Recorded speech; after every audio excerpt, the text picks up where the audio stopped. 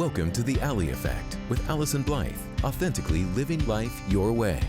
We all contemplate making changes in our lives that would allow us to live more authentically, but it can be hard to take action. Allyson is here to educate, equip, and empower you with the tools you need to start authentically living life your way. Get ready to eradicate your limitations and destructive patterns as you take full responsibility for your own happiness. This show is not just talk. It is conversation for profound self-awareness, acceptance, and appreciation, the key elements to stepping into the power as the creator of your very best life. The Ally Effect with Allyson Blythe starts now.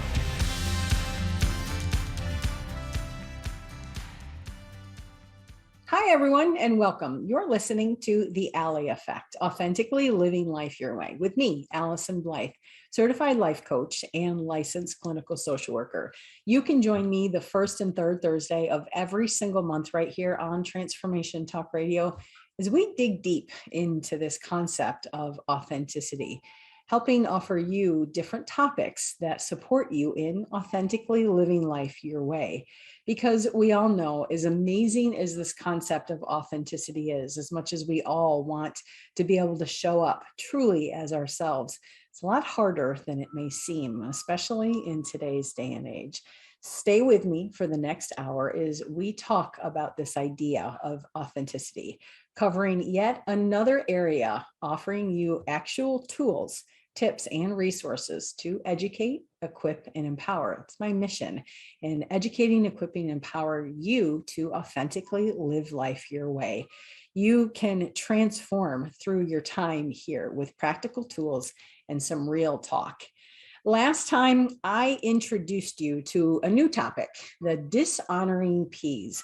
And these are the ways that you've learned to show up in the world, probably from the time you were very, very little, putting little pieces of information together, formulating some conclusions, things that you learned to do in order to get by in the world, to draw attention to yourself or to draw attention away from yourself, to stay out of trouble, to gain some type of worth and purpose in the world, some type of esteem or personal value.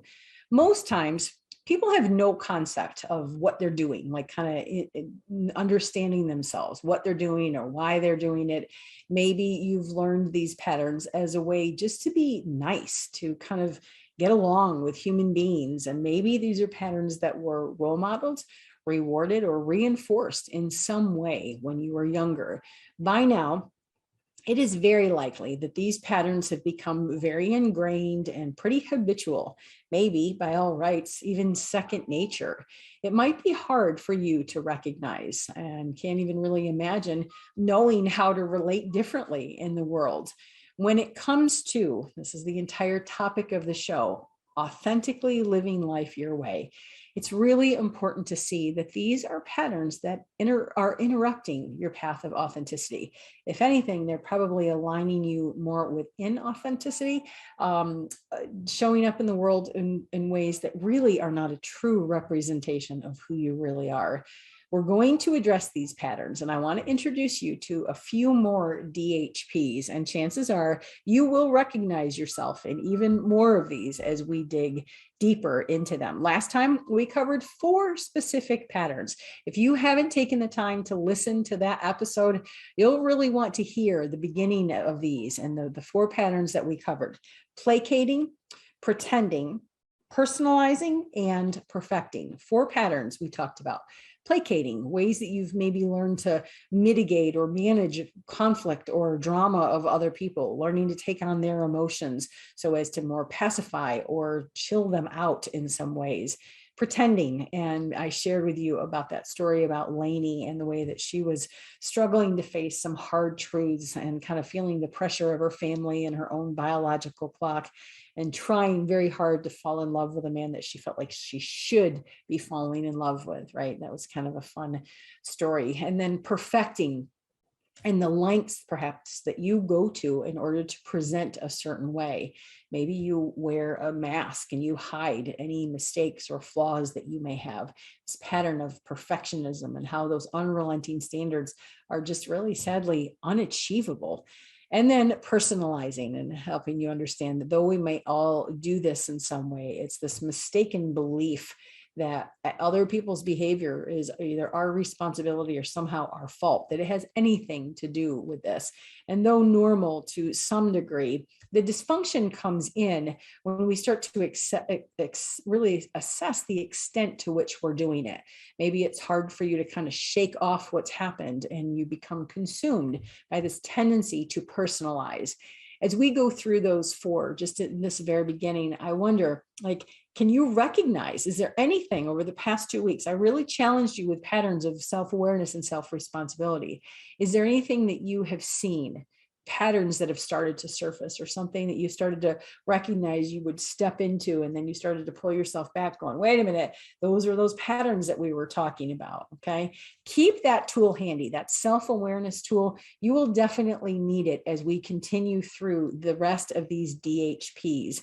So, like, what are they? Like, what are we going to be talking about? These are the patterns that I put together to help you see how you are most likely working against yourself. Those four patterns we've already talked about: placating, perfecting, personalizing, and pretending. But what are the rest of them? I'll introduce you to just a few more: performing, pleasing, procrastinating, proving, pitying, pushing, passivity, pursuing. Now, my all-time favorite actually started as a joke and a haphazard comment by someone that actually became quite an eye-opener the more I've taught this class and offered it online. At first, when I introduced this pattern, most people are a little bit shocked and perhaps even a little offended by the suggestion. Just even the suggestion of it ruffles some people's feathers. Some people are very quick to dismiss it, like, absolutely not. I've never done that. Missing the point behind the pattern. So what is the pattern? We're going to talk about it more at the end, but just to give you a little hint, it's prostituting. Before you hit the off button or the unsubscribe, please stick with me. You may realize this pattern a little bit more as we talk about it. You may see, if you have an open mind, how you may be doing this more than you would ever have thought. So what are we going to talk about next? I've already addressed perfecting. So I want to talk about what I believe to be kind of the opposite of perfecting. Now, a pattern that I think sometimes people will come to terms with the fact that, all right, I can't be perfect, right? And so what seems to happen is that they come all the way over to this side of the scale in a pattern that I refer to as procrastinating. And I looked up a definition one more time, and it reads from dictionary.com: to delay or postpone action, right? Most of us can understand that. To put off doing something. Now, to me, this pattern is very similar to personalizing. To some extent, I think we all do this to some degree. Remember, I said it depends on the frequency and the extent to which we do this. I don't know anyone who immediately takes action on everything that happens. Maybe there are those people, but it tends not to be the case. We all, taxes is kind of a really thing that kind of comes to my mind when I think about, and people often will kind of put off the thing that they don't want to deal with. Maybe you're stalling, you're avoiding, or you're distracting. You're delaying the inevitable, right? The thing needs your attention. The problem comes in where this becomes a lifestyle. It becomes such a pattern that it is actually very dishonoring to you. It doesn't matter what it is. It could be a task, a conversation, a decision. It's anything that you are avoiding that is starting to add up. I can almost I keep hearing people like, well, if most people do it, then what's really the big deal? Well, I can also hear my mother's words of well, if everyone was jumping off a bridge, would you too? Right? I'm like, no, not so much anymore, Mom.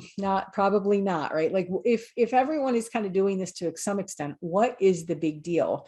And what I find the big deal is the weight of this, right? Procrastination takes a toll because it often will create an energetic, it's a lingering energy of that thing that needs to be taken care of that is just simply not going to go away.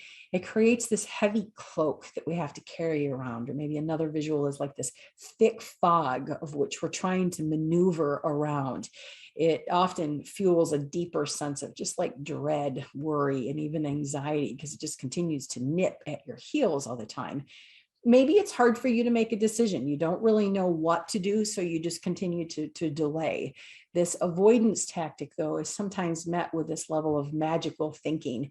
hoping that things will just take care of themselves. They'll just go away on their own. And we all know that that actually is really not the case. What tends to happen with avoidance and procrastination is that it makes a not so good situation even worse. It's like a wound that starts to fester. If you don't know this author, there's an author named Brian Tracy, and he introduced the concept of eat that frog, right? Like, right? Ugh, eat that frog. It is his recommendation that you dive headfirst into your day, tackling that dreaded thing first. That very first thing, you actually just eat it. You just eat that frog and you take care of it so that you have the rest of the day to actually enjoy what it is you like to do. The weight of all of that monkey on your back is then just off because you've already taken it, right? You've already handled it and it's already taken care of. I wonder, are you someone who eats that frog? You get in there every day and you just handle things, right? Or are you someone who stalls and avoids and denies? Can you see where the stress of that really starts to add up? I wonder if as we introduce this topic, this idea of eating that frog, if you recognize procrastination as one of your patterns, are you willing to start eating the frog for a certain period of time? Let me know. I'll be curious. I want to squeeze in one more real quick before we go to break. I wonder about the pattern of proving. When you meet someone new or you walk into a certain situation, do you feel this tendency like to prove or establish yourself? When you aren't very sure of what's going on or you feel uncertain, do you tend to become kind of consumed by what other people are thinking and have a need to kind of show who you are in the world? You try to establish yourself, what you're capable of, the successes you've achieved, and all of your accomplishments. I wonder, like, why is that? Why do you feel the need to prove yourself through wealth, success, intelligence, or maybe even sex appeal? Does it go deeper than that? Do you have a need to prove your very existence? Do you feel threatened by the success and accomplishments of other people? So it's important for you to really establish and prove yourself. Proving can show up in a lot of different ways, but mostly it comes through a chronic sense of needing to establish yourself and kind of show people that you're good enough and you're smart enough, that you're kind, that you're helpful, that you're successful, you name it. I believe this pattern stems from those chronic feelings of unworthiness, probably a problem of which you're trying. I think the issue with this is like, it's kind of like having money. Like, no matter how much you establish for yourself, you always want more. Proving is kind of like a bucket with a hole in it, right? Like you keep doing, proving, establishing, and yet always you have this chronic sense. It doesn't matter how many followers you have, how much you accomplish, how many subscriptions, subscribers you have, how many friends or accolades you tend to achieve, how many trips you go on. You're always trying to mask this sense of unworthiness. No matter what you do, how much you accomplish, you are always trying to prove yourself.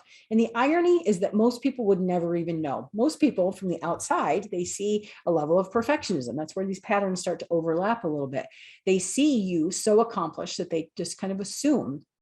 This is really important stuff to kind of look at what you're doing and why you're doing it. So there's one last pattern before we go to break, the pattern of proving. When we come back, we are going to continue to pick apart these patterns, these DHPs, dishonoring Ps.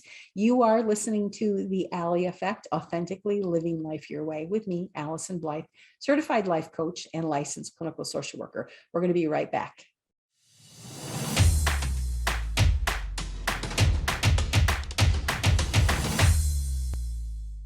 We're back here on the Ally Effect, Authentically Living Life Your Way, with me, Allyson Blythe, certified life coach and licensed clinical social worker, addressing the DHPs, the dishonoring Ps. If you are intrigued or if you have questions, you can absolutely head on over to my website at AllysonBlythe.com so that you have an understanding of who I am, how to be in touch with me, and certainly some of the services that I provide. If you want to send me an email, please do so at AllysonBlythe@live.com. And you can always follow and chat with me on social media at any platform is Allyson Blythe Life Coach. So today, the DHPs, what in the world does that even mean? The dishonoring Ps, the ways that you've learned to show up in the world that as the deeper we dive into this, you can start to see kind of working against yourself. If we're really talking about this path of authenticity, you can start to see that these patterns move you further and further away from authentically living life your way. So far, we've addressed several. We've talked about placating, pretending, perfecting, personalizing, procrastinating, improving, right? Like we've covered all of those. Drawing your attention to these things is powerful because it allows you to tune in, pay attention to what you're doing, and really begin to assess and clarify whether it's working for you or not. Let's keep rolling, right? Let's keep going at it. This next pattern has two legs, in my opinion. It's kind of twofold the way that it transpires for people. If you're someone who knows how to put on an act, right? You are always working hard to impress others or present yourself in a certain way. Maybe you've lost touch with who you are because you're so busy performing in the ways that people want you to or what's expected of you. You may have a tendency towards this next pattern, which I refer to as performing. Now, if you're an actor and these skills are working for you and they're very admirable and probably well sought after, congratulations. Being a performer can actually be really, really fun.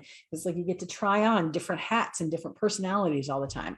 However, if you are the average Jane or Joe showing up in the world, this is a pattern that could actually be causing a lot of problems for you. Because what I find is that performers do just that. They play a role. They do what's expected of them.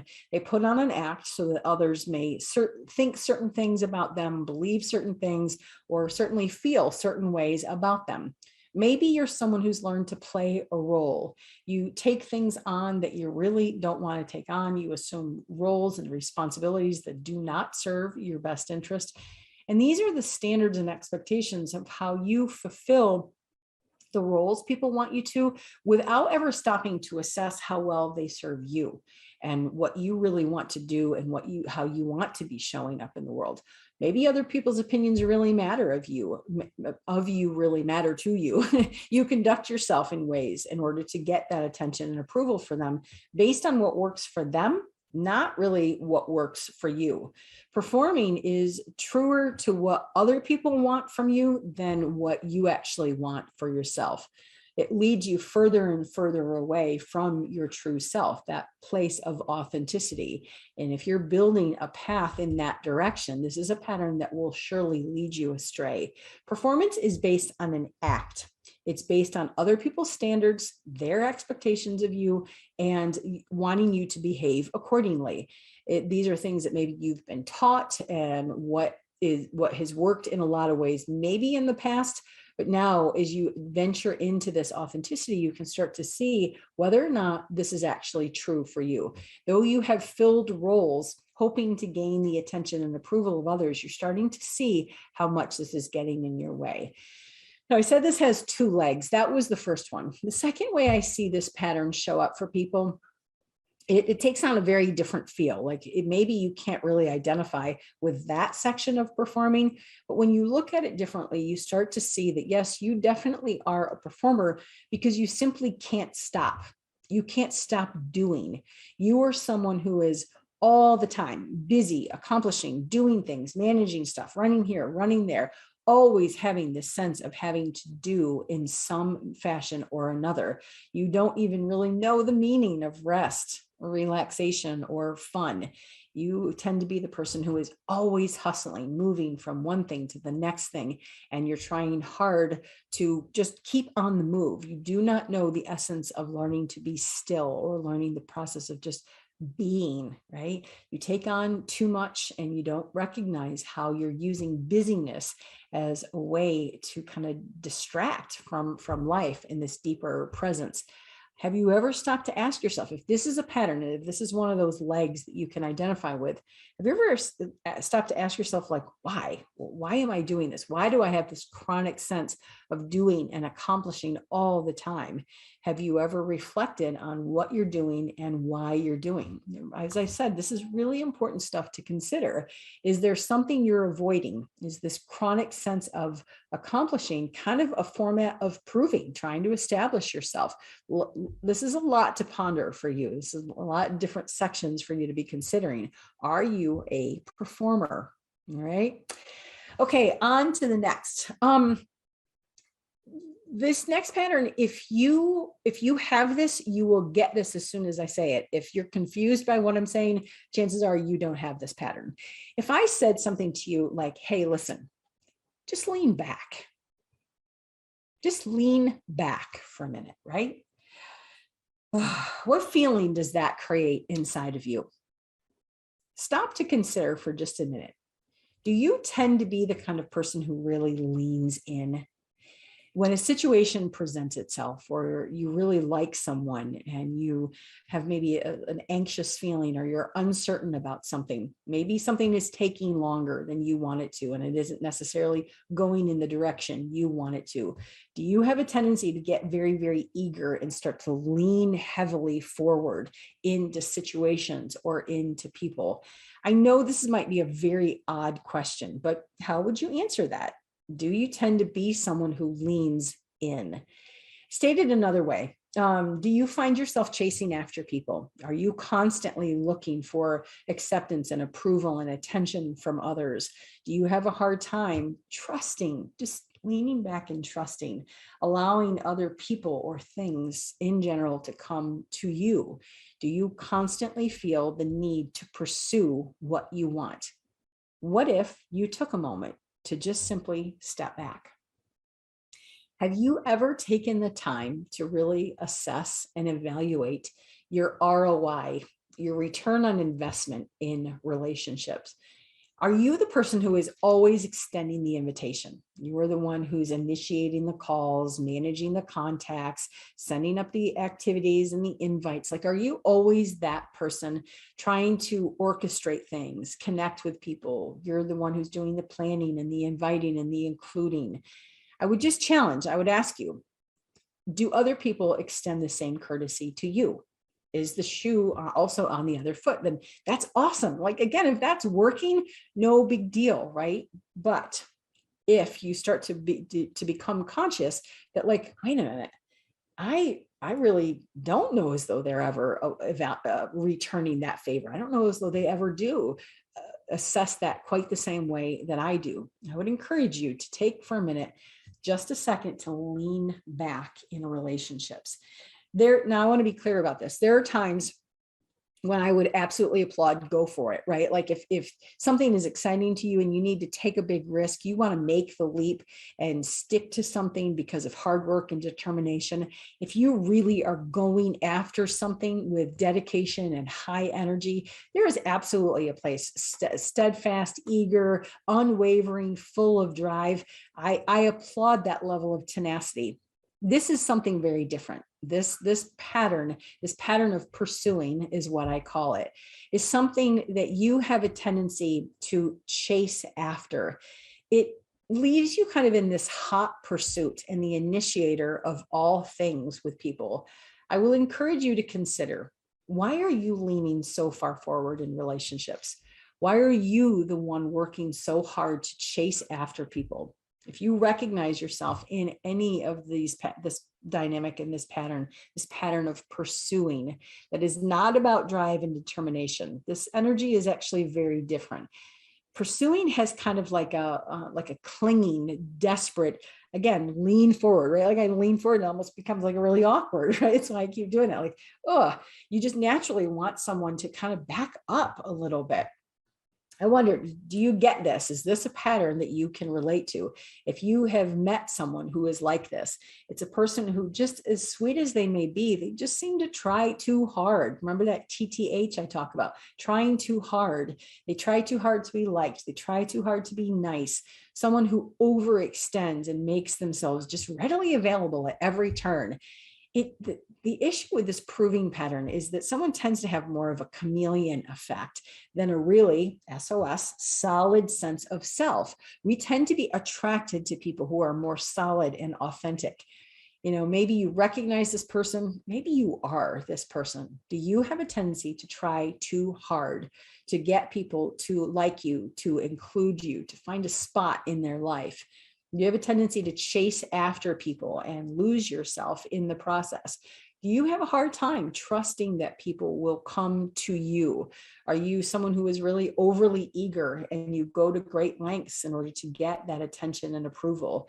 The issue with this pattern is that it is very desperate and clingy, and it does not attract people to you. It actually has, it's almost like someone who's too sweet. You're like, it just kind of leaves a bad taste in your mouth.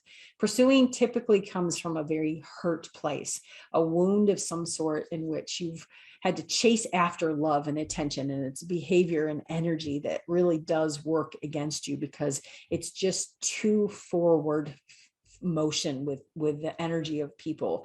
This one is really risky because you end up potentially compromising your level of dignity and self-respect in so many ways. Okay, if you want an example of this is really funny. I know that I think many of us got the news that a couple weeks ago, a couple months ago by now, the singer Meatloaf died, right? And if you're familiar at all with any of his music, if you want to have a clear picture of what this pursuing pattern looks like, take a listen to Paradise by the Dashboard Lights. Listen to that song and you will get a whole new version of what pursuing, right? Like chasing after someone in order to get love and attention.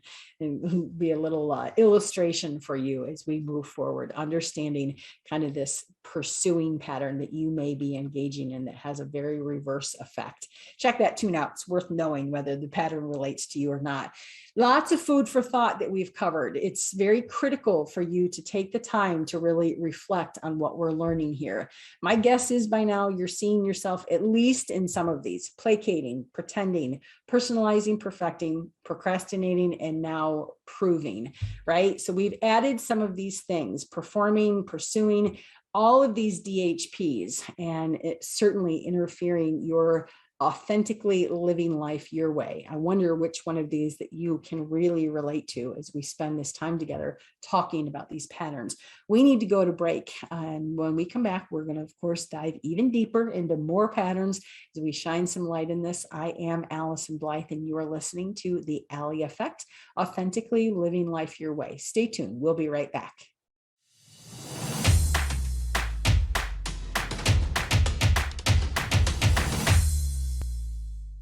We're back here on The Ally Effect with me, Allyson Blythe, certified life coach and licensed clinical social worker. I can't stop singing that Meatloaf song in my head.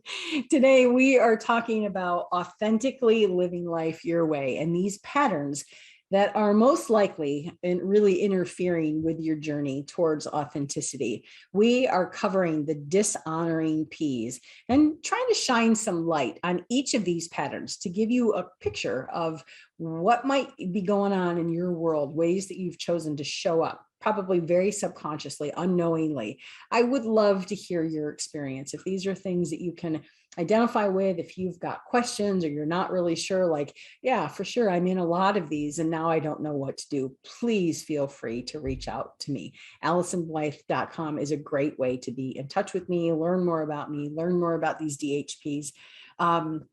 It would be great to know what you're seeing in yourself, any of those aha moments that we all tend to have from time to time. I would love to hear some of those. The next pattern, this too is a very common one, and I would not be surprised if you see yourself written in all aspects of this pattern. Many people were really taught and encouraged to show up this way. We get lots of lessons about being good in our world. I can almost feel the finger wagging, make sure you're nice. Don't you be selfish.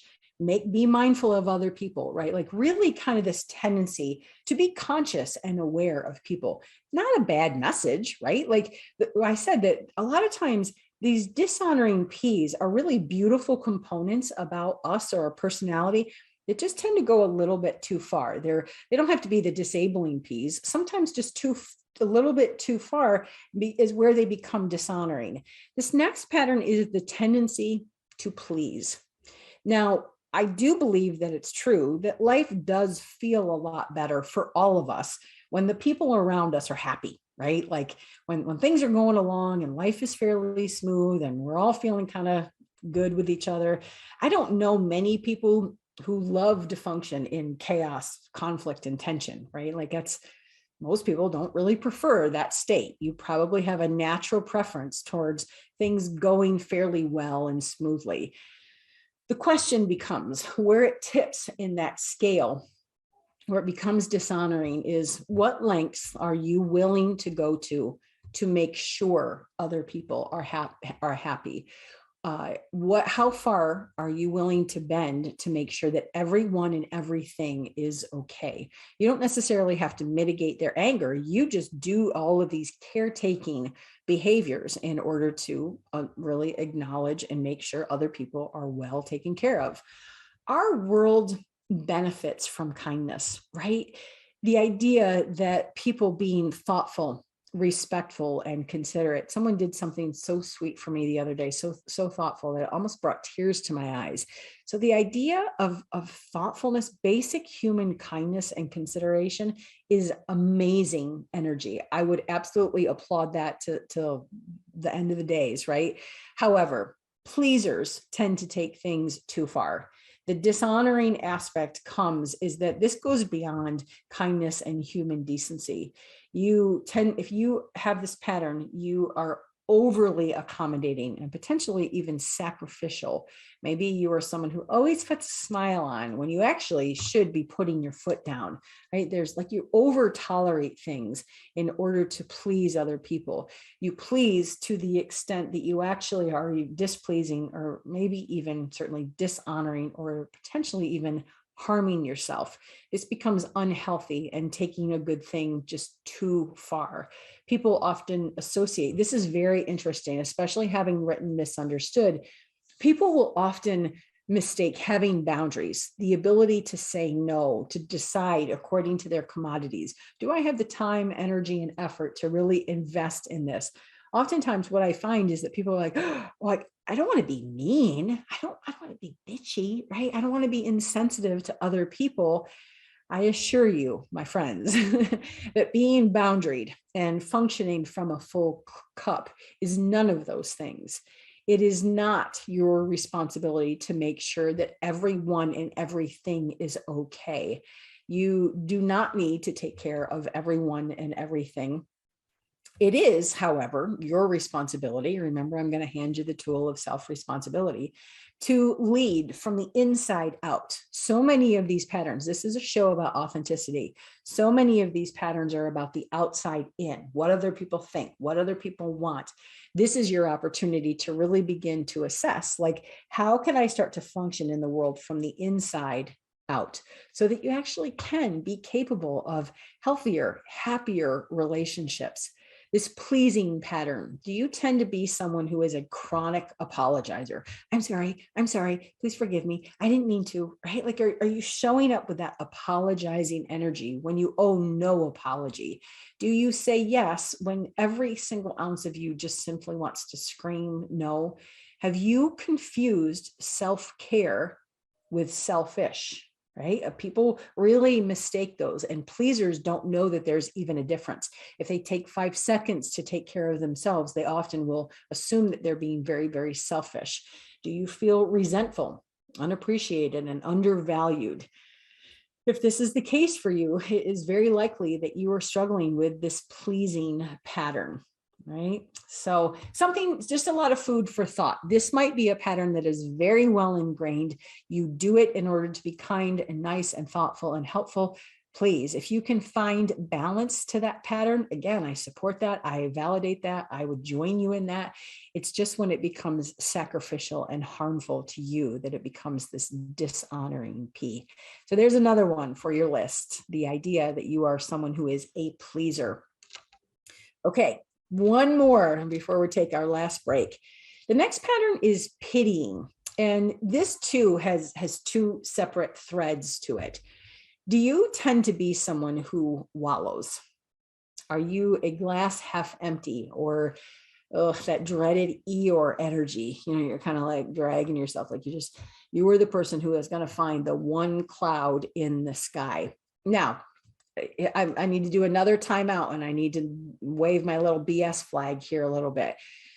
This is not about grief.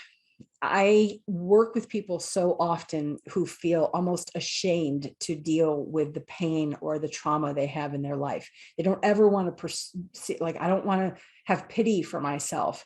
You will never see me dismiss or shame someone who needs to feel the pain or the loss of something that they have experienced. I believe we live in a society who wants to shop through, drink through, medicate through actual, real, legitimate pain. That is not what I am referring to here. I would actually really support and applaud you for walking through a grief process. What I am talking about are the people in the world who really just have a hard time finding the positive. Like, they live in the complaint department, and like I said, they are the one who's going to find the one thing that's wrong and kind of focus so much on how hard their life is. If you are someone who tends to wallow, feel sorry for yourself, and you can't seem to move on your way through some of your pain and some of the experience that you've had, you might have the DHP, the dishonoring P of pitying. I'll give you an example. I worked with a man named Marty, and he was having a really, really hard time dealing with his mother. She had raised him as a single parent and had been separated from Marty's father since the time Marty was 2 months old. Now, 28 years later, Marty could barely have a conversation. I mean, I laugh, but it's actually really, it's terribly sad. Marty, 28 years later, as a grown man, he could not have a conversation with his own mom without some mention of her being abandoned all those years ago. The essence of every single conversation was really about, well, because your father left. Well, when your father left, 28 years later, right? We're not talking about 2 days later, 8 months later, of which she might still be trying to work through her pain. We're talking about 28 years later. Can you imagine nursing a wound for all of those years and still allowing it to be even the topic of conversation, right? The topic of most conversation.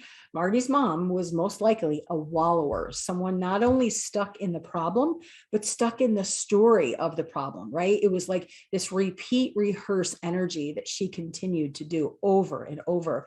Wallowers often complain, and complaining may have its time and place.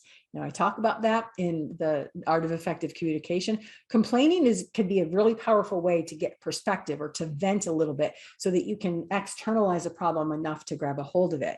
The issue becomes, though, is that if you are someone who is a wallower, you're a chronic complainer, it keeps your eyeballs focused on the problem and it moves you further and further away from solution.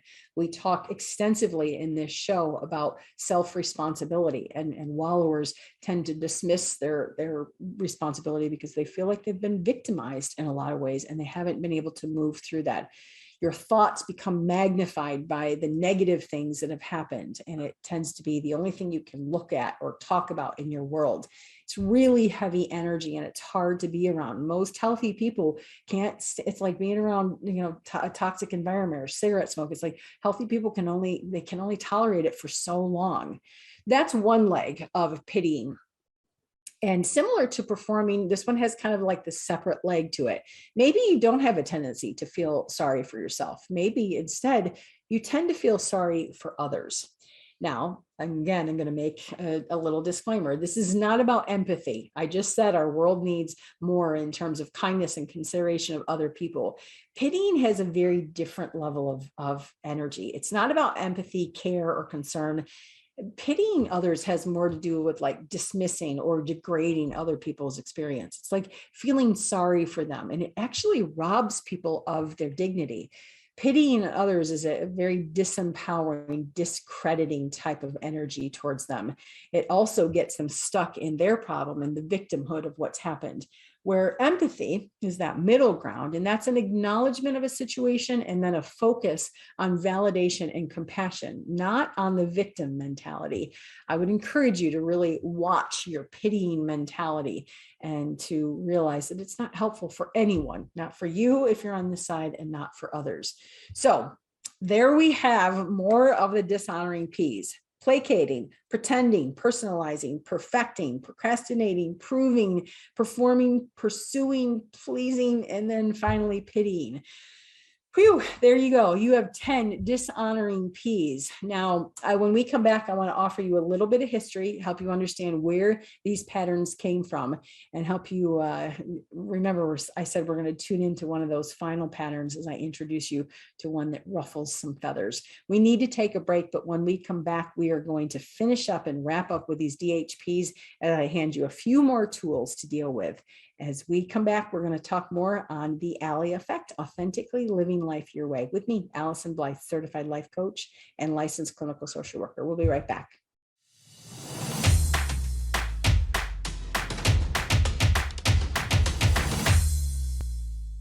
Okay, we're back here on the Ally effect, authentically living life your way, with me, Allyson Blythe, certified life coach and licensed clinical social worker.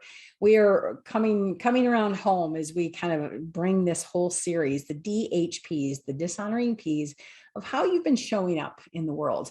I want to offer a little bit of history, where these patterns came from, like what is all this information? I've been at this work a really long time, and I offer life coaching courses where people come in live to my office.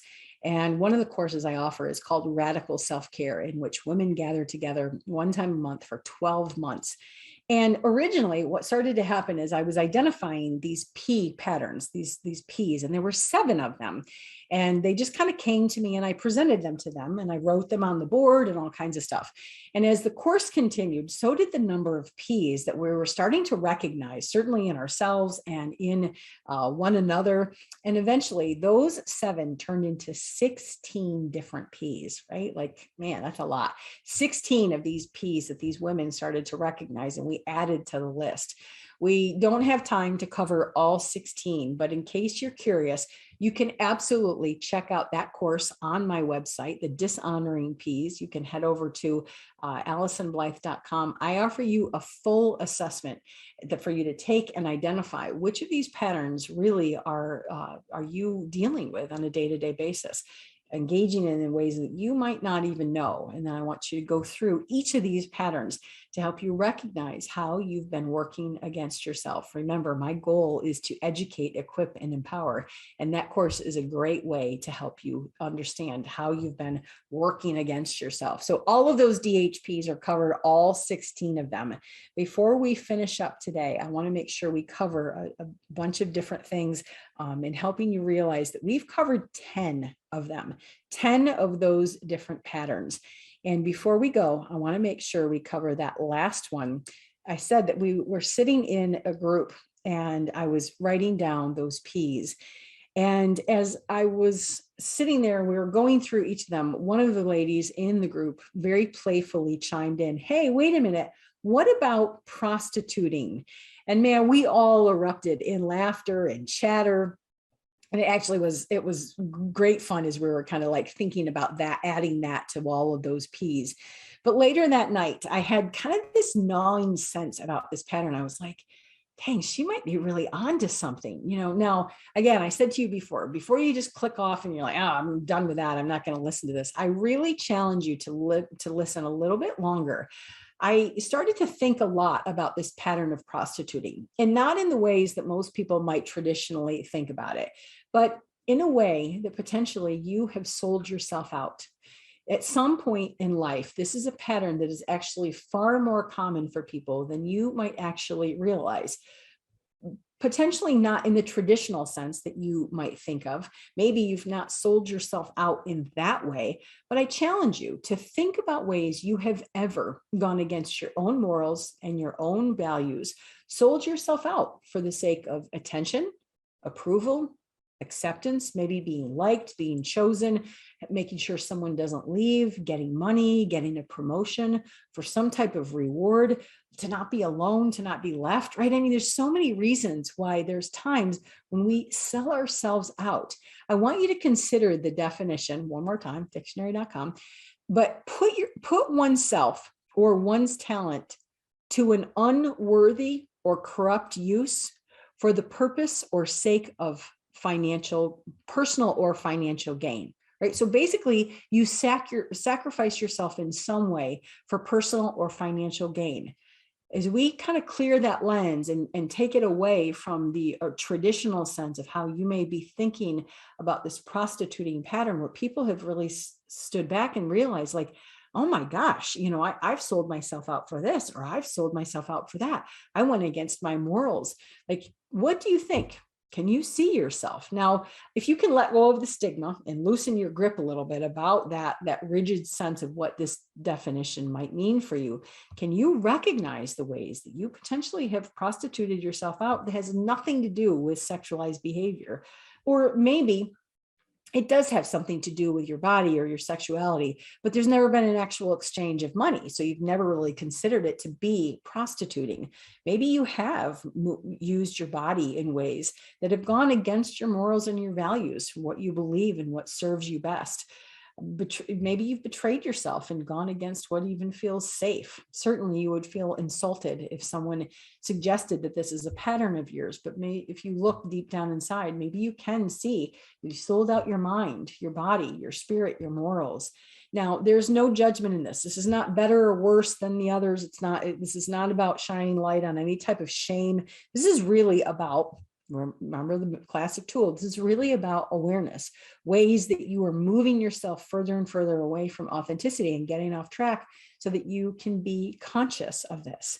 Remember, my mission is to educate, equip, and empower. And if any of these, we've now gone through so many of these DHPs, these are new points of accountability for you to recognize how you've been interrupting your own path of authenticity. We have spent 3 episodes prior to this DHP series. We spent 3 episodes talking about the SOS toolbox. I offered you 10 dynamic tools designed to help you establish a solid sense of self. I introduced that toolbox first so that as we start to shine light on these patterns, and you're starting to recognize, like, oh my gosh, I do some of these, I do all of these. You will have tools to be able to draw reference from, and you can go to your toolbox. There are going to be 2 that I point you to directly in this. We've already talked about self-awareness. That's one. 2 others: self-honesty and self-responsibility. These are 2 tools intended to empower you along your walk of authenticity. Self-honesty, taking a good hard look at what you're doing and why you're doing it. I've already challenged you to be aware. Self-awareness allows you to pay attention to what you're doing and what's happening around you and inside you. You will automatically be better equipped when you have these tools secured in your belt. But self-honesty takes it a step further. It helps you eliminate the excuses, the BS you've been trying to play yourself, the minimizing, the justifying, and ways that you've been engaging in this behavior against yourself. Getting real as you move into the next tool of self-responsibility. If you remember during that SOS episode, I really was the bearer of bad news when I challenged you with the reality that there is no magical fairy. There's no hero coming in to save your day or to rescue you in any way. Self-responsibility allows you to get real honest about what you're doing and why you're doing it, and starts to empower you to take full responsibility for your behavior, your thoughts, the words that you're using, the boundaries that you're asserting, the things that you're tolerating and what you're allowing, and even the behaviors you're engaging in.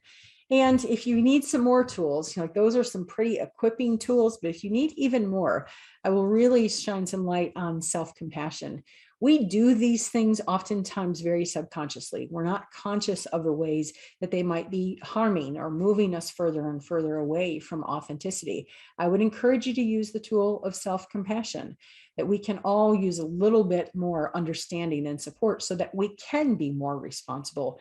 2 more tools that I would tune you into: self-referencing. That is the tool where you start to look within, trusting yourself as your own best guide and point of reference. These are patterns that tend to get you focused on others. Self-referencing is the tool when you draw within to kind of assess, what do I think? What works for me? Okay, self-referencing is another tool. And then the last one is just a big old dose of self-respect. If what you're doing does not align you with your highest and best, I would really encourage you to practice this tool of self-respect. If I really had full respect for myself, what would I be doing? What wouldn't I be doing? These are all intended to equip and empower you in authentically living life your way. If you have seen any pieces and parts of these patterns, or maybe, like I said, you've been plastered all over each of them, I will encourage you to check out that course on my website, the Dishonoring Ps, so that you can get some support and tune back into those SOS episodes. All is not lost, right? Awareness doesn't mean that it's all over. It just means that we're paying attention to it. So if you want to be more equipped, go back to that SOS. All three of those episodes are really empowering, and they're handing you these tools to help you build that solid sense of self, right? My friend, you are welcome to contact me at any point. Just go to my website, AllysonBlythe.com, send me an email, and I'll get back in touch with you as soon as I possibly can. And that daily boost, if some of the pieces and parts really, you could use a boost throughout the day, join me on any social media format at Allyson Blythe Life Coach. And I want to thank you deeply for taking your time, one of the most precious commodities there possibly can ever be. And you've invested your time here on the Ally Effect, authentically living life your way. I hope all of this information has been supportive in you walking your walk, and I'm really grateful that you were here. You can join me the first and third Thursday of every single month right here on Transformation Talk Radio. Next time on the Ally Effect, we're going to continue this walk, some real talk about authenticity and how I could better help support you in educating, equipping, and empowering and authentically living life your way. I look forward to seeing you next time. Thanks for tuning in to the Ally Effect with Allyson Blythe. The moment you decide to take control of your own well-being, you start the journey of authenticity. Tune in next time for more empowering conversations and practical tools to help you shed your fear, worry, comparison, and less than beliefs. Stick with us as you step into the driver's seat and head off onto the road of success and happiness. Your best life awaits.